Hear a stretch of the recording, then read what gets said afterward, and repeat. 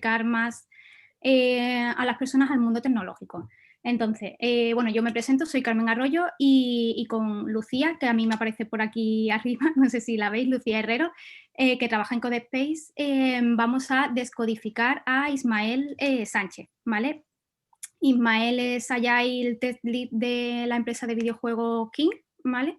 Y bueno, durante esta entrevista, durante este ratito, vamos a conocer un poco más qué es el rol QA, en qué consiste, qué significa y para qué sirve en el sector de los videojuegos, ¿vale? Si alguien tiene alguna duda, alguna sugerencia o algo que quiera comunicar, que lo ponga en comentarios y ya nosotros vamos incorporando esas preguntas o esas dudas a la charla. Ahora sí, yo sigo dando paso a participantes. Ismael, vamos a empezar con una pregunta facilita, ¿vale? ¿En qué consiste tu trabajo? ¿Qué es lo que hace realmente un rol QA? Me voy a tomar la libertad, antes de contestarte la pregunta, de recordarte que querías grabar. Cierto. Muy bien. Te lo va a decir también, Carmen. Lo he puesto ya a grabar, Carmen, no te Sí, preocupes. perfecto. Vale. Vale.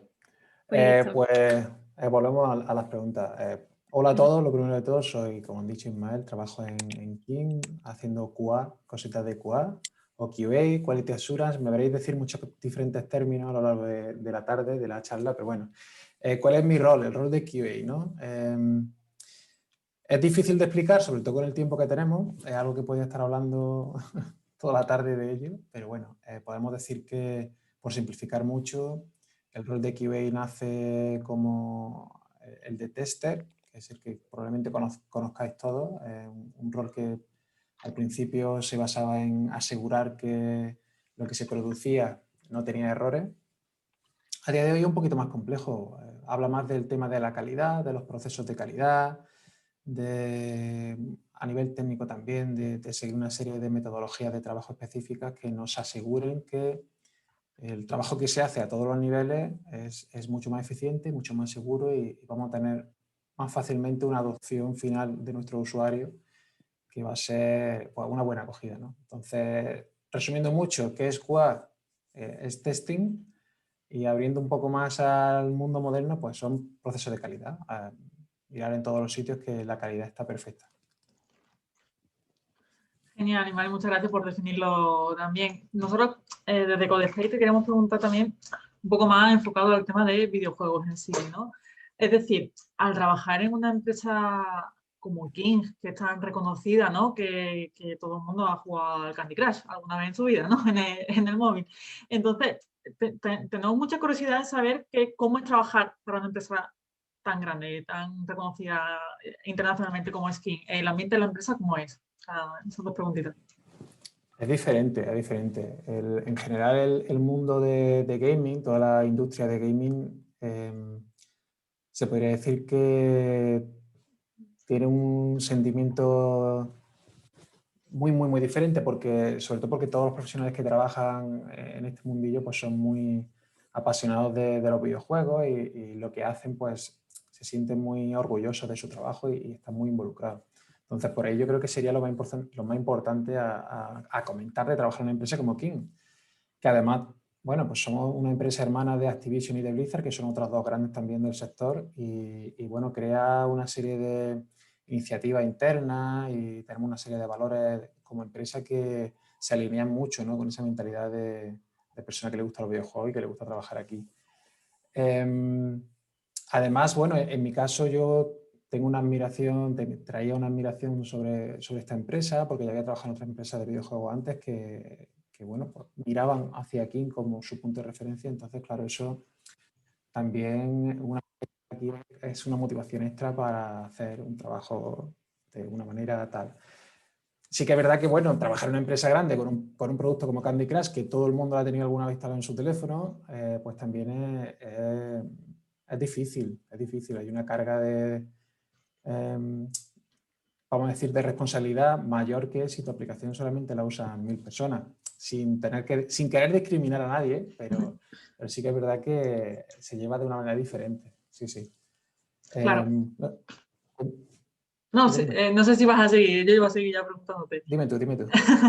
No, es que es eso, ¿no? A ver, King es una empresa que desarrolla videojuegos para móvil en comparación a hace 10 años, lo que eran los juegos de móvil, sé, cuando empezó con Flappy Bird, con Angry Birds también, Candy Crush, que fue de los pioneros y todo eso. Te quería preguntar, actualmente, ¿cómo crees que está evolucionando la categoría de videojuegos para móviles, ¿no? Que hay mucha gente como que los categoriza, al fin y al cabo son videojuegos, ¿no? Pero hay mucha gente que dice que está evolucionando de una forma ahora mismo muchísimo más que hace, incluso hace 2 años, ¿no? En comparación. Sí, de hecho, bueno, realmente a día de hoy, según los estudios de 2020, el mercado del videojuego, de lo que sería, como tú dices, la parte móvil, se lleva más del 50% del total del mercado de videojuegos. O sea, supera consola, PC y cualquier otra plataforma juntos contra móviles. Móviles sería el ganador aquí. Y esto es una tendencia que viene ya de hace muchos años. Y que tiene mucho sentido porque no todo el mundo tiene un ordenador en casa, no todo el mundo tiene una consola en casa, pero casi todo el mundo tiene hoy en día un smartphone y o sea, hecho mucho más accesible.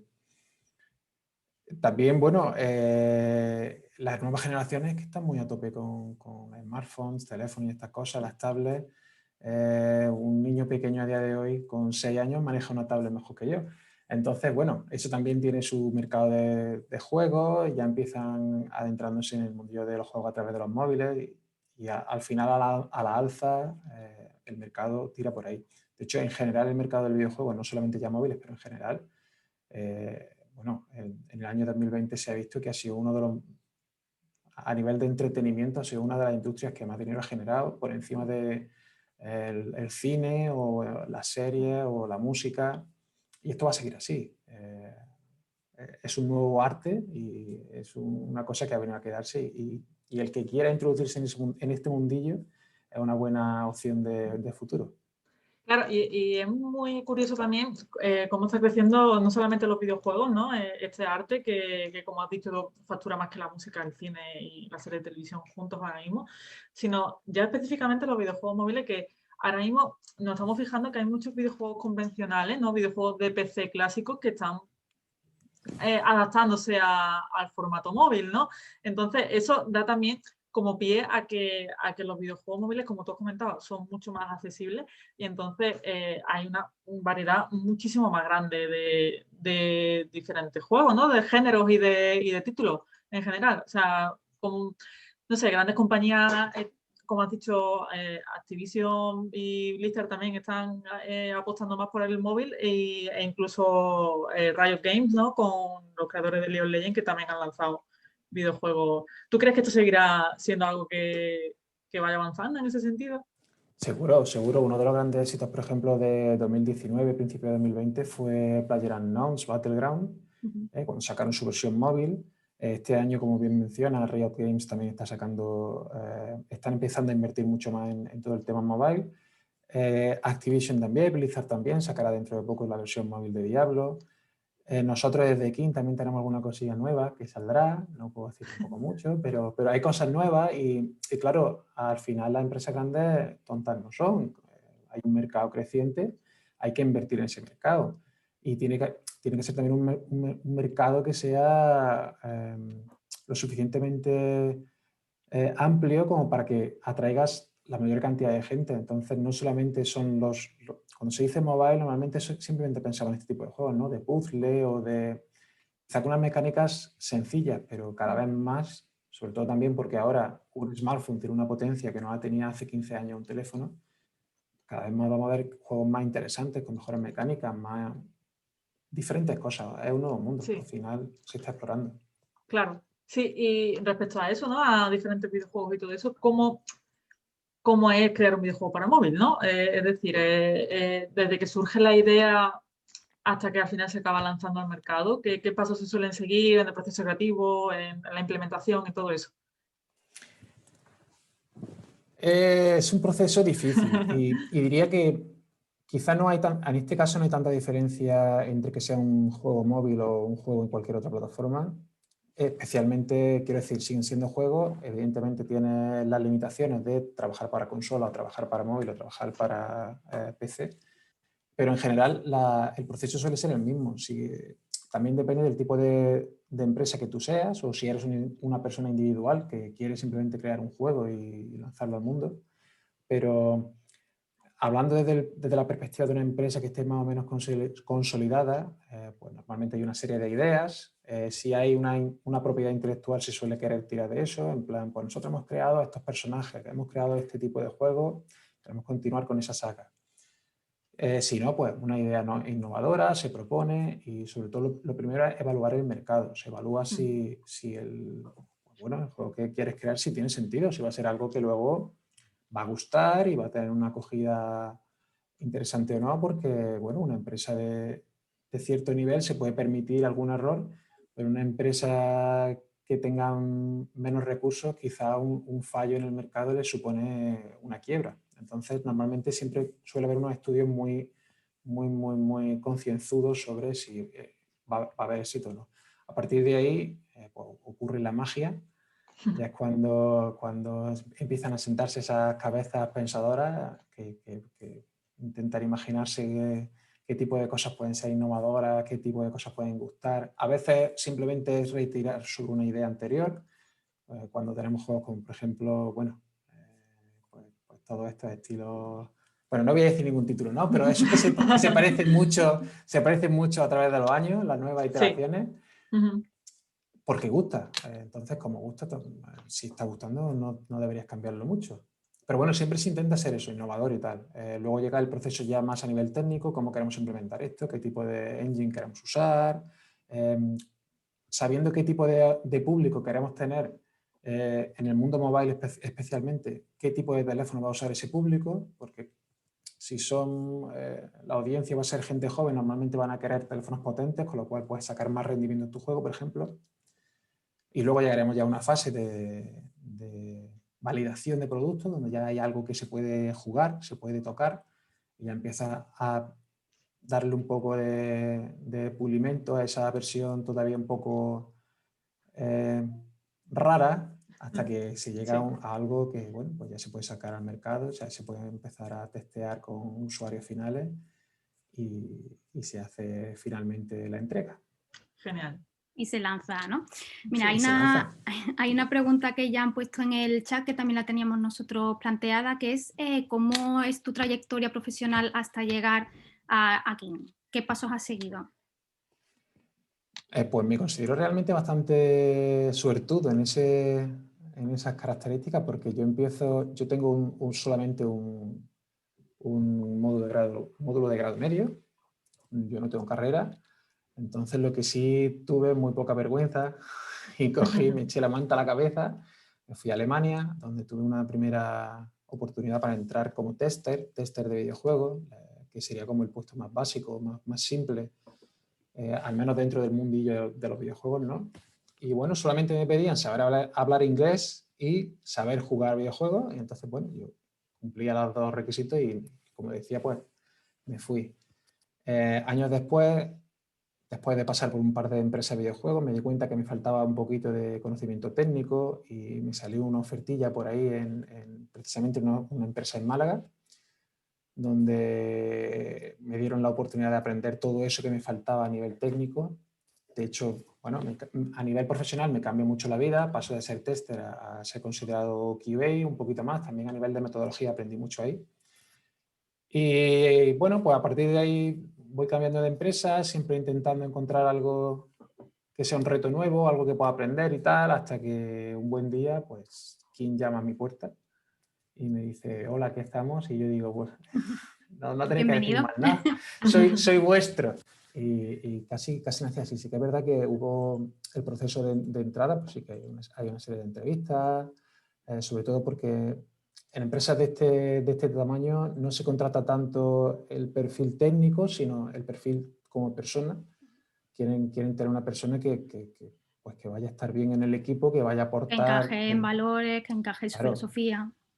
porque esto se dice mucho, ¿no? Pero las skills se pueden aprender, se pueden enseñar, pero el valor como persona no. Entonces, eso sí que es verdad que se hace una apuesta muy fuerte a nivel personal. Y bueno, parece que pasé el corte. Y aquí estoy ahora. Perfecto. ¿Y podrías explicar también cómo ves tú de importante el rol QA o esa fase dentro del sector de los videojuegos y en la programación? Porque es verdad que es una posición nueva o reciente. Bueno, quizá a algunas empresas españolas les parezca nueva, pero la posición en sí existe desde hace ya bastante tiempo. Voy a no meterme en mucho berenjenales, voy a hablar solamente de lo mío.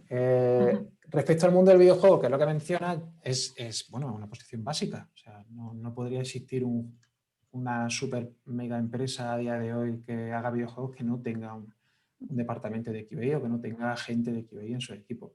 Y la razón es porque los jugadores de videojuegos son muy exigentes.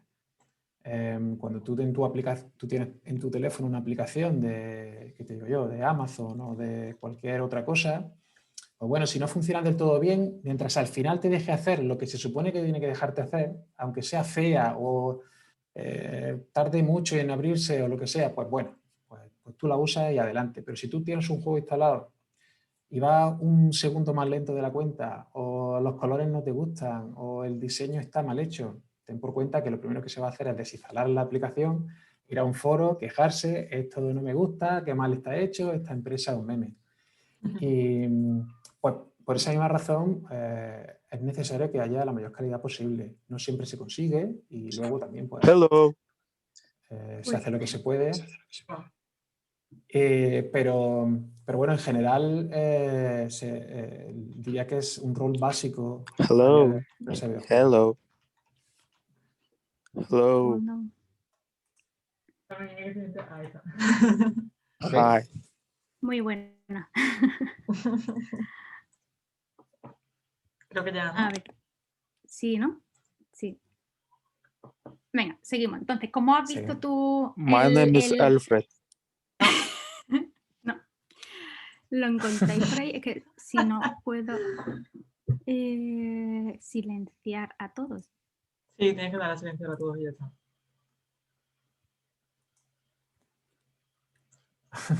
Creo que se ha ido. ¿Sí? Me parece que sí. Claro, a mí es que no me aparece. Sí, ya se ha ido. Listo. Perdona, Ismael, por la interrupción. No, para nada. Ha sido aquí un poco. Un intruso. Sí. Nada, yo te quería preguntar también por la evolución, es decir, tú también lo has dicho, empezó un poco como testeo, ahora sí que está más profesionalizado a Quality Assurance. ¿Cómo ves tú esa evolución en los últimos años? La veo una evolución necesaria por una parte y compleja por otra. Empezamos como el rol inicial este de tester que yo comentaba era simplemente como una especie como de red de seguridad, un último bastión antes Un de último salir. repaso. Sí, ese equipo que además tenía una responsabilidad muy grande porque si pasaba algo, algún error llegaba al usuario final, era la culpa de este equipo.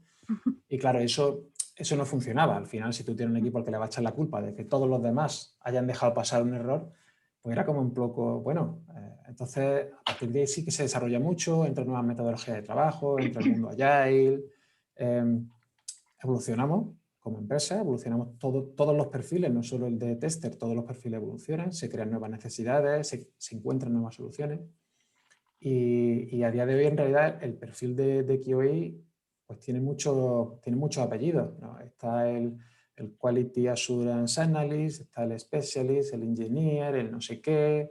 Dentro del mundo del videojuego los hay que están enfocados solamente a testear la jugabilidad del juego, lo que sea el juego en sí. Hay otros, como por ejemplo en mi caso, que están más enfocados a la parte técnica del juego. Tienes ingenieros de audio que hacen calidad de audio, tienes ingenieros de hardware que hacen calidad con el hardware en sí.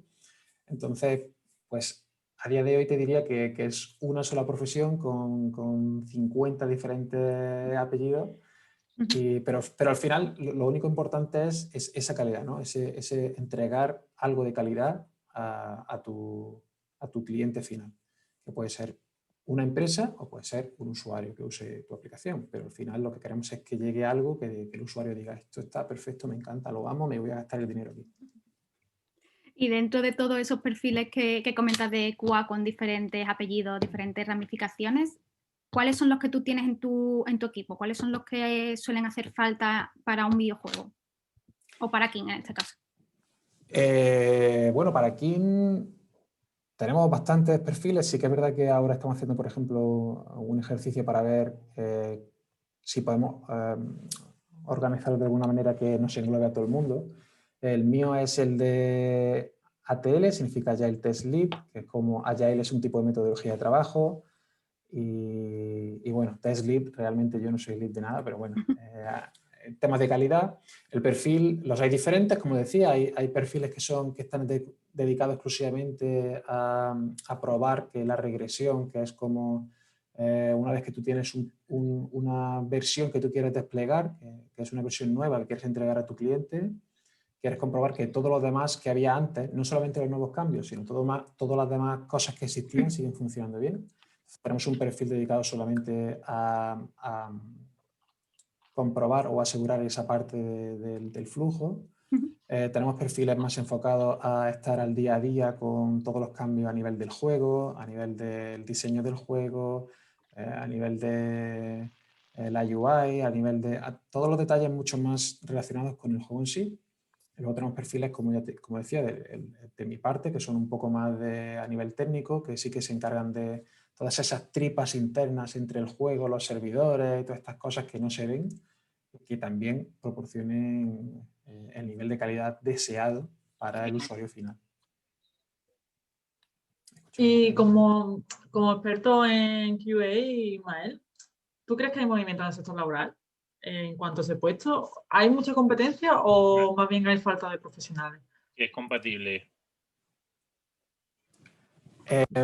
Yo no diría que soy experto en QA, pero bueno, sí que yo creo que hay bastantes empresas buscando estos perfiles. No sé si están buscando los perfiles correctos, también te diría, porque se busca mucho unicornio. Creo que estoy oyendo por ahí algo de fondo. Sí, se no escucha estoy bien de seguro. fondo. Claro. Vale. Es Daniel, Carmen, si lo puedes silenciar por favor, micrófono.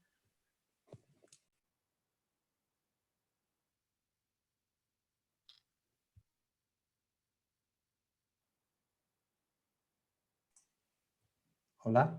Sí, vale. Decía que sí, que hay muchas empresas buscando estos perfiles y sí que, bueno, en el mercado el mercado está muy activo. Si eres QA y te gusta lo que haces, es muy fácil encontrar trabajo, al menos lo ha sido para mí y para la gente que conozco. Encontrar el trabajo apropiado es otra cosa diferente, por lo que decía, ¿no? Porque a veces no tenemos claro qué es lo que se va a pedir de una posición específica o, como decía, ¿no? Los 50 apellidos diferentes hacen que sea difícil encontrar cuál es tu posición exacta. A nivel nacional también es verdad que estamos menos evolucionados que internacionalmente y el tipo de perfil que se busca a lo mejor no es el de QA, sino una especie como de desarrollador que automatiza test o un tester muy manual. Entonces es complejo, pero sí, el mundo de QA hay mucha oferta y bueno, por suerte no nos falta. Hay mucha oferta y ¿dónde están esas ofertas? ¿Dónde están esas ofertas y dónde están los perfiles QA? Que queremos saber. Voy a decir para las dos la misma, es LinkedIn. A no ser que tú tengas en mente una empresa concreta específica y pues estés echando un ojo a su página de jobs, ¿no? de oportunidades, pues normalmente donde se busca en LinkedIn. A día de hoy suele ser la herramienta, a no ser que conozca algún profesional también de recruiting y tal, yo LinkedIn es mi sitio. También hay otra pregunta que han puesto en el chat que la teníamos también programada, que es, bueno, ¿qué tipo de formación crees que puede ser necesario para ese perfil o para llegar a una posición de QA alta o un poco a la empresa donde estás? ¿Qué aconsejarías tú para formación? Para formación, lo primero y único que diría que aconsejaría al 100% es aprender inglés. Pero aprender inglés no es el famoso How are you True, sino... El nivel medio normal. Claro, que ponemos todos, ¿no? ese nivel que todos tenemos por haber estado en bachillerato no nos vale. Habría que aprender un poquito más de, sobre todo, vocabulario profesional, vocabulario técnico. A partir de ahí, pues ya es un mundo. Depende también de lo ambicioso que tú seas. Cierto es que hay algunas empresas que te pedirán más, hay otras empresas que te pedirán menos. Depende también de si quieres entrar en una empresa de gaming o una empresa de banca, una empresa... Cada uno tendrá sus requisitos. A nivel formativo también hay muchos cursos que se pueden hacer, algunos de ellos que incluso te insertan directamente en el mercado laboral, que también, es que lo primero realmente es insertarte en el mercado laboral y luego ya ver si realmente te gusta la profesión, qué necesidades tienes. Porque yo podría decir, aprende a programar, pero no sería la realidad del objetivo de un perfil de QA. Depende de la empresa, algunas te pedirán programar, otras no, otras te pedirán saber gestionar un proyecto a nivel de diferentes funcionalidades, otras te pedirán... Depende mucho, es un rol muy abierto porque bebe de muchos otros roles diferentes, porque al final el QA tiene que saber de todo, que es lo bueno y lo malo. Y diría que mientras sea apasionado y mientras no quiera correr antes de andar, no hay dificultad. Para llegar a roles más arriba, como tú decías, como en plan, pues para llegar al lead de QA, para llegar a arquitecto de QA, que es como, pues ya después de varios años de experiencia, ¿no? Es más complejo, casi seguro que 100% vas a necesitar saber algo de programación o en general de cómo funcionan los sistemas. A día de hoy se lleva mucho también saber del CDCI para puestos de QA. Si quieres ser manager de QA, pues manager es manager de cualquier cosa y no necesita por qué ser diferente para un QA que para un developer, que para un lo que sea. Con lo cual, la formación de líder, de manager es la misma. De hecho, también lo comentamos un poco ayer, hay perfiles de QA que no tienen nada que ver con informática, que vienen de ser magisterio, de ser de filología, hay mucho. Exacto, sí. Entonces es verdad que es una profesión bastante amplia de inicio y que luego sí que te puedes ir especializando en función de las necesidades que te marque la profesión. Sobre todo las necesidades de lo que tú quieras hacer de la profesión. Porque como decía, tú puedes elegir un apellido y ir a muerte con eso y decir, no, yo soy QA manual de tal y me gusta el sector de tal. Pues si eso es lo tuyo, lo que te apasiona, adelante. Comentaban por aquí por el chat que estoy leyendo, perdona que te corte, sí, no te preocupes, el futuro es para gente multidisciplinar. Efectivamente, sí. Estoy totalmente de acuerdo. La metodología de trabajo que están a la orden del día, las más, ¿cómo decirlo? Las más eficientes abogan por gente multidisciplinar, que se preocupe por todo. Los desarrolladores se tienen que preocupar por la calidad, los QA se tienen que preocupar por el código, entonces todos tenemos que beber de todo e intentar colaborar al máximo posible. Entonces, pues sí, el futuro es multidisciplinar, sí. Y una preguntilla que más o menos la vamos respondiendo a ir hablando con esta última pregunta, pero es para dejarlo un poquito más claro, porque tú has comentado que tampoco a lo mejor no hay que saber del todo, pero yo, conociendo gente que, o sea, aparte de conocerte a ti, Mael, que trabajas de QA y todo eso, conozco mucha gente también que está trabajando en este departamento y eso, y me han comentado casi todos que el hecho de tener una base más o menos grande de Unity o de herramientas de programación de desarrollo en videojuegos les ha dado más puntos a favor en cuanto a adaptarse al puesto laboral. Es decir, por ejemplo, como el curso que tenemos en CodeSpace, ¿no? El Bootcamp de desarrollo de videojuegos. Eso, como es un curso intensivo, eso te puede dar también pie a que te sea más fácil, ¿no? O que te ayude a adaptarte a ese puesto, ¿no? Por supuesto, en el mundo de los videojuegos, especialmente cualquier cosa que sea saber de un engine, saber programar, haber hecho tu primer jueguecito y tal, si tienes un repo donde además puedas enseñar, no, mira, yo es que he hecho esto y sé tocar aquí, sé tocar allá, eso siempre añade puntos. Si tú, es lo que decía, ¿no? Si en CodeSpace tenéis este curso donde se enseñas Unity, Unity te podría decir que el 80% de los juegos que han tenido revenue este año, me lo estoy inventando, pero no creo que difiera mucho, un gran porcentaje están basados en Unity y usan Unity, con lo cual es como, por supuesto que añade, aporta seguro 100%. Eso, vamos, no hay duda. Genial. Pues Carmen, si quieres podemos ir leyendo algunas de las preguntas que han dejado por aquí también. Sí, yo las he ido anotando. Vale. A ver, una de las primeras era que comentabas que tu principal tarea es la de tester, pero ¿qué hay que testear en un juego como Candy Crush y qué tiene tanto recorrido? Hay que testear mucho, hay que testear mucho. Aquí un disclaimer pequeño, yo realmente no testeo juegos, ¿vale? O sea, estoy en King, pero yo no estoy directamente relacionado con los juegos, sino con las tecnologías que hay detrás de esos juegos. Pero bueno, os cuento un poco qué se testea en un juego como Candy. Se testea todo. Todo se testea. Se testea desde pues que puedas jugar siendo un jugador de cualquier nivel, sobre todo porque Candy, normalmente el tipo de usuario que juega Candy no es un perfil de un jugador de alto nivel, con mucha habilidad, que dedique muchas horas al día al tema del gaming. Entonces queremos saber que está adecuado a nivel de jugabilidad, a nivel de dificultad, a todos esos niveles está adecuado a cualquier jugador que quiera pues un día descargárselo, echar un ratito y luego olvidarse 3 días del juego. Entonces, yo creo que una de las cosas así más guays que a todo el mundo le gusta saber es que ahora no, porque estamos con el tema de trabajando desde casa, pero cuando estábamos en la oficina, pues teníamos una cantidad de dispositivos móviles ingente, donde en todos esos dispositivos instalábamos los juegos y se probaban en todos ellos. Os podéis imaginar como 50, 60, 100 iPhones y otros no sé cuántos Samsung y otros no sé cuántos tal, porque al final sí que se hacen fases de testeo antes de llegar a ese punto, pero la prueba final tiene que hacerse en un dispositivo real. Y eso pues está muy guay, sobre todo si lo extrapolamos a otras empresas que hagan testing, por ejemplo, en PlayStation o en Xbox, pues también os podéis imaginar al típico salón con 500 consolas y todo el mundo jugando y tal.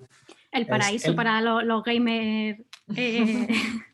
Eso creemos todos hasta que llegamos y vemos que son 8 horas saltando contra la misma pared y venga, funciona, venga, no funciona. Un poco rollo, pero al menos el ambiente sí que está muy bien. Eso es lo que yo diría, ¿no? El aire que se respira, esa pasión por el gaming está muy chula. Y además se testea realmente todo, la música, todo. Los colores, los pasos, realmente es todo. Los botones, os podría poner un ejemplo de se testea incluso de si estoy jugando a mi juego y me llaman por teléfono, ¿qué va a pasar? Se va a cerrar la aplicación, se va a pausar el nivel para que yo no pierda mis vidas. Todo esto se testea muy profundamente a muchos más niveles de lo que a priori podría parecer. ¿Cuánto puede tardar por ejemplo, ese testeo de ese juego en concreto? No sé si puedo hablar de estos temas, así que voy a decir que vale. En general relativamente poco, pero porque está ya muy estudiado. En el caso de Candy hablamos de un juego que tiene creo que 15 años ya y que sigue evolucionando. ¿15 años? ¿Tanto tiene? Sí. A lo mejor me he colado un par de años, pero no mucho más. Tiene muchos años. Y claro, está muy desarrollado ya la manera en que se hace todo, no solamente el testing, todo está muy planeado, hay herramientas que te lo facilitan, se saca muchísimo contenido todavía a día de hoy, porque funciona. Claro. Casi 10 años, claro, Ismael, lo acabo de mirar, casi 10 años. 7 años en móvil, pero sí. Se lanzó en Facebook, si no me equivoco. Ah, puede ser, claro. Ah, claro.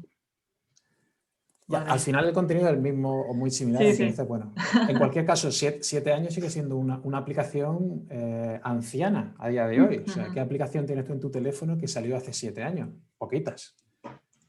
O al menos que mantengan el mismo contenido que salió hace 7 años, porque hace 7 años teníamos YouTube, pero era una aplicación totalmente diferente a lo que tenemos ahora. Pero bueno, en cualquier caso, lo que te decía, todo está ya muy bien planeado, muy bien pulido, porque se ha pasado muchas veces por ahí, se ha hecho muchas veces, con lo cual lleva relativamente menos tiempo del que llevaría una empresa diferente a hacer este tipo de procesos. Mira, hay otra pregunta que también, creo que hemos pasado por encima de esa pregunta, pero no la has contestado como tal. Entonces, sí que hay alguien que ha preguntado que si tuviste que hacer alguna prueba técnica, cuántas entrevistas pasaste, si tuviste que enseñar trabajos anteriores, ¿cómo lo hiciste? Bueno, es una historia interesante. Kim llamó a mi puerta varias veces, ¿vale? La primera vez que llamó... No una, varias. No una, Qué bien. sí. Eso está genial.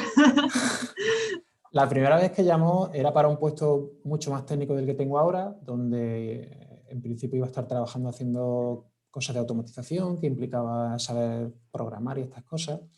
Y sí que ahí tuve que hacer una prueba técnica.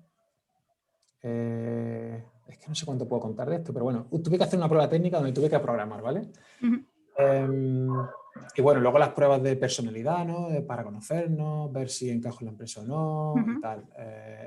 Pasé este proceso y lo que sucedió es que antes de que pudieran hacerme una oferta hubo una reorganización y el equipo donde yo iba a entrar desapareció y cambiaron de contexto y tal, con lo cual al final pues no me hicieron una oferta. Pero ya me tenían en el radar y por eso llamaron en mi puerta un par de veces más hasta que al final conseguimos alinearnos y me dieron el puesto que tengo ahora.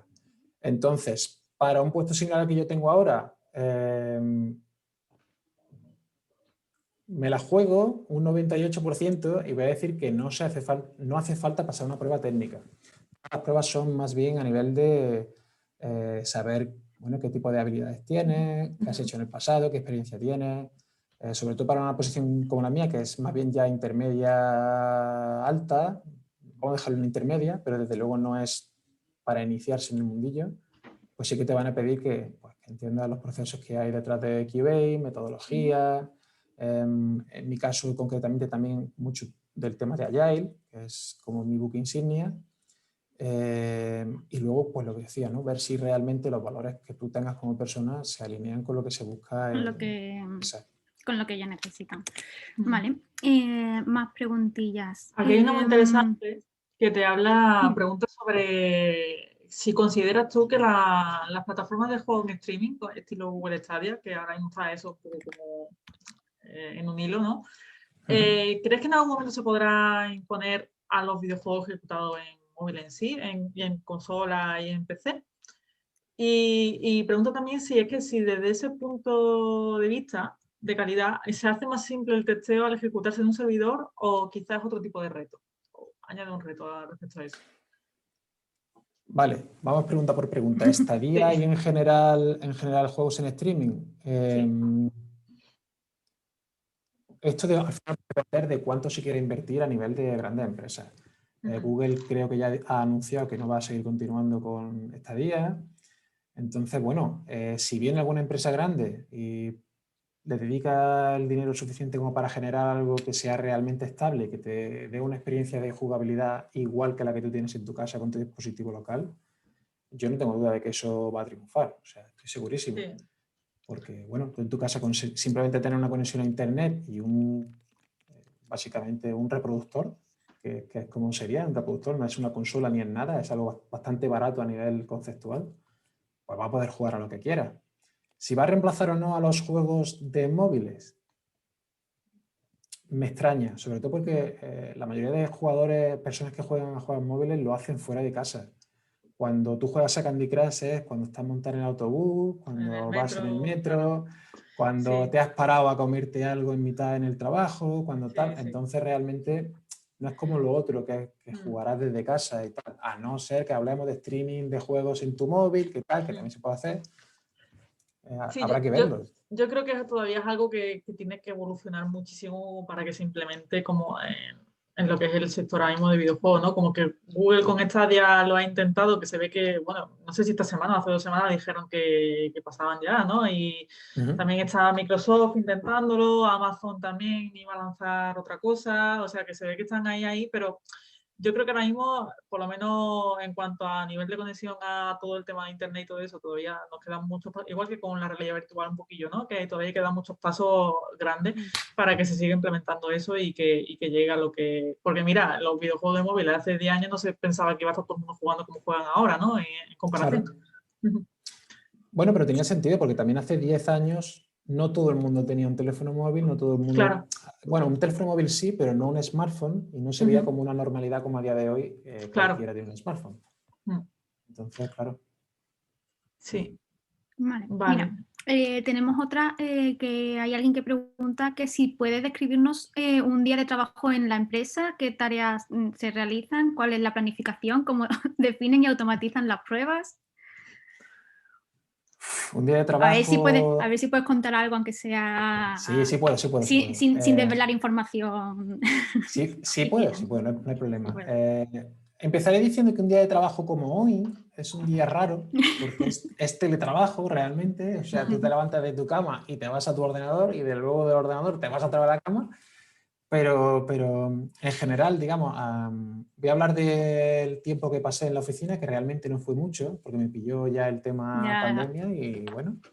Pero bueno, en la oficina, pues te levantas, te metes en tu metro, llegas a la oficina y tal. Y en las oficinas de King son oficinas muy especiales, porque, bueno, uno de los grandes valores de King es que son una familia, entonces son súper sociales en ese sentido. Entonces ya empiezas desayunando con tus compañeros y poniéndote al día un poco con, a ver, hoy qué teníamos, qué estuvimos haciendo ayer.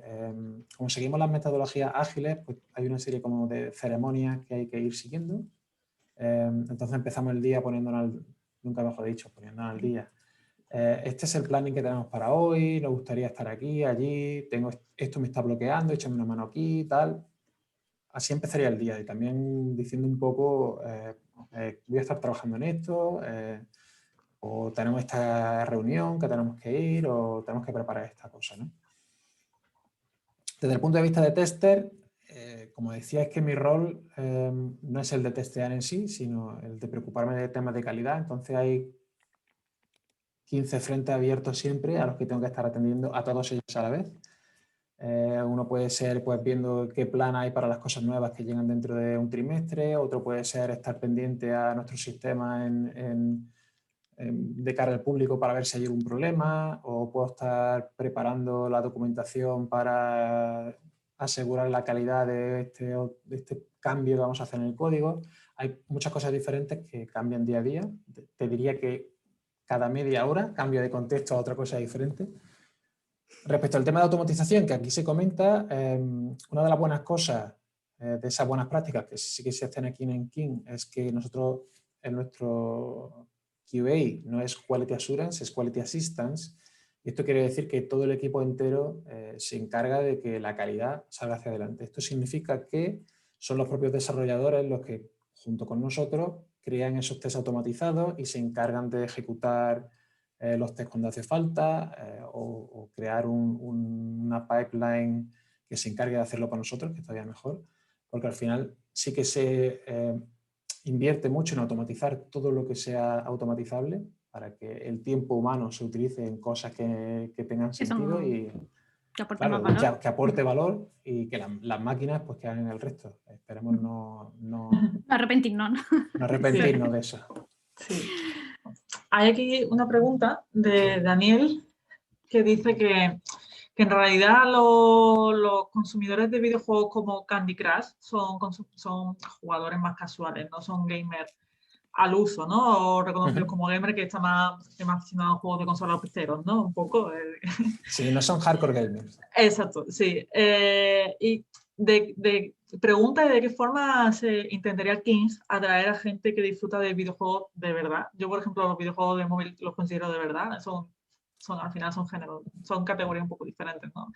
Pero si King tiene pensado a lo mejor alguna forma de atraer a gente más hardcore en cuanto a videojuegos a este tipo de títulos.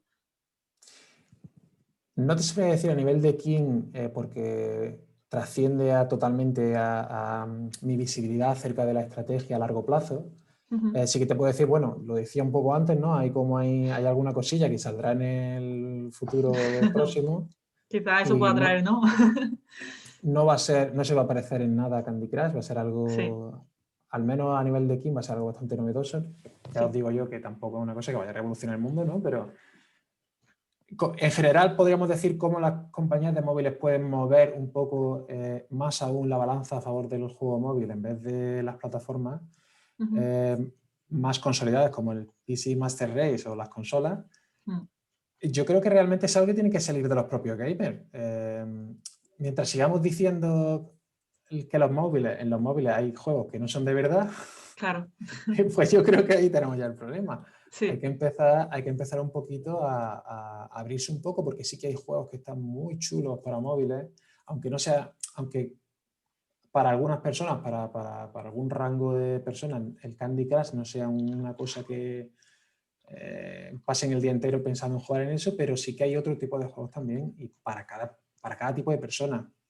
Lo que pasa es que no invertimos el tiempo en buscarlos porque también socialmente nos gusta jugar a otras cosas.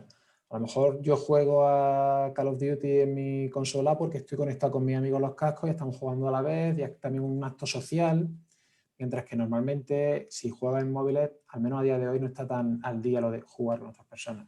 Y ese aspecto multijugador sí que es verdad que mueve socialmente mucho a los hardcore gamers como yo, por ejemplo. Sí. A ver, mira, tenemos otra pregunta que es sobre la necesidad de programar para entrar a trabajar en la empresa. ¿Hubo la necesidad de enseñar algún trabajo anterior? ¿Tienes un Git con código tuyo? Tengo un Git con código mío que está cerrado a todo el mundo porque no quiero que lo vea nadie porque me da vergüenza, porque no lo mantengo. Las necesidades de aprender a programar, habéis comentado, ¿no? Sobre la necesidad de programar. Sí.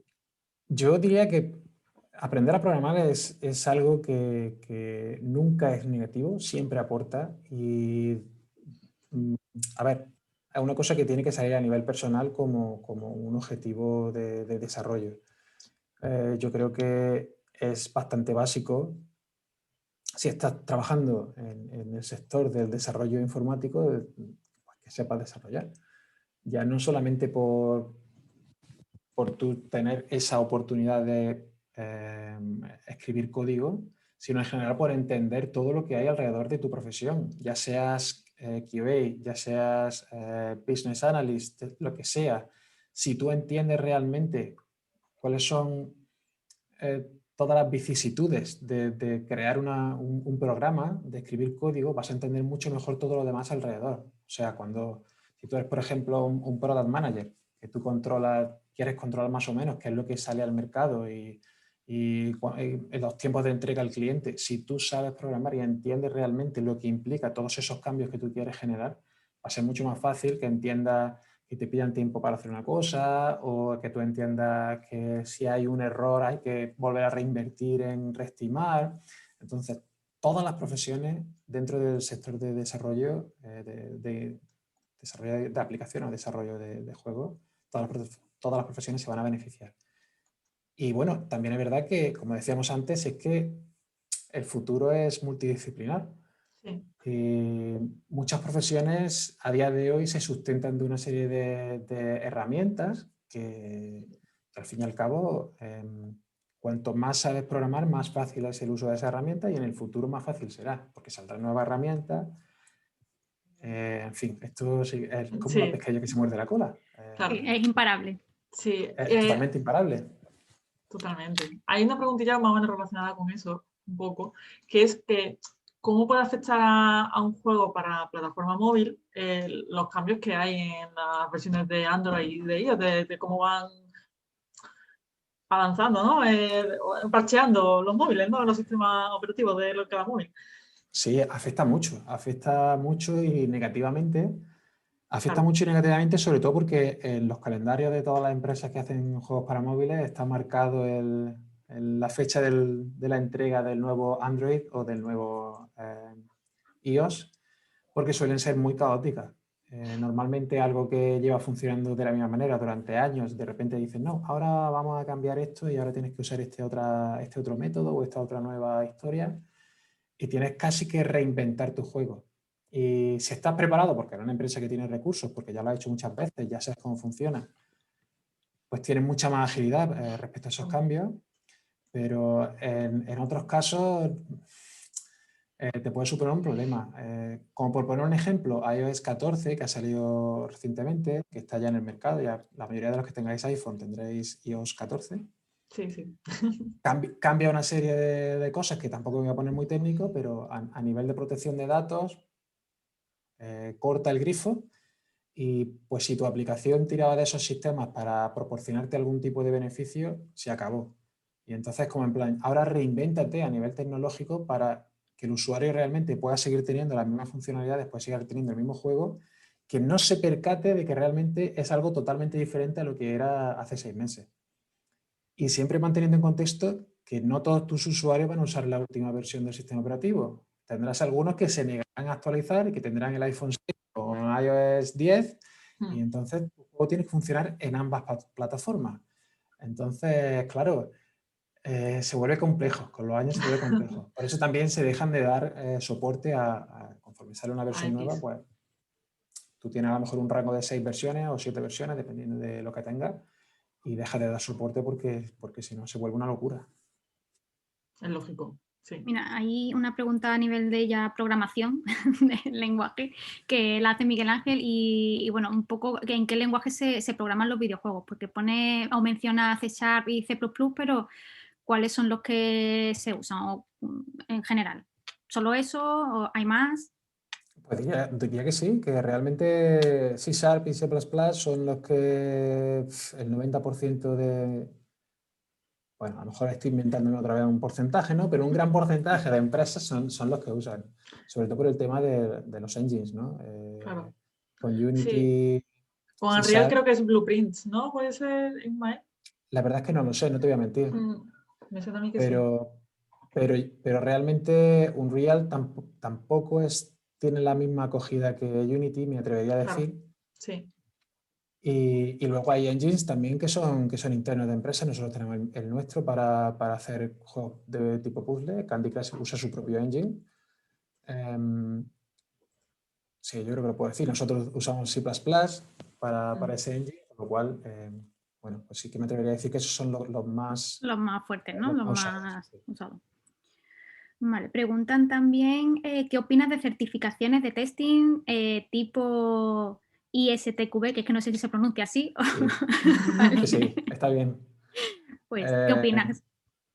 Opino que esto es una cosa que se tiene que evaluar a nivel personal. Si tú crees que a nivel personal tú le echas un ojo a lo que conlleva esa certificación y a ti esos conocimientos te vienen bien y te quieres gastar el dinero en tener un papelito que dice que te has estudiado ese tema, por mí adelante.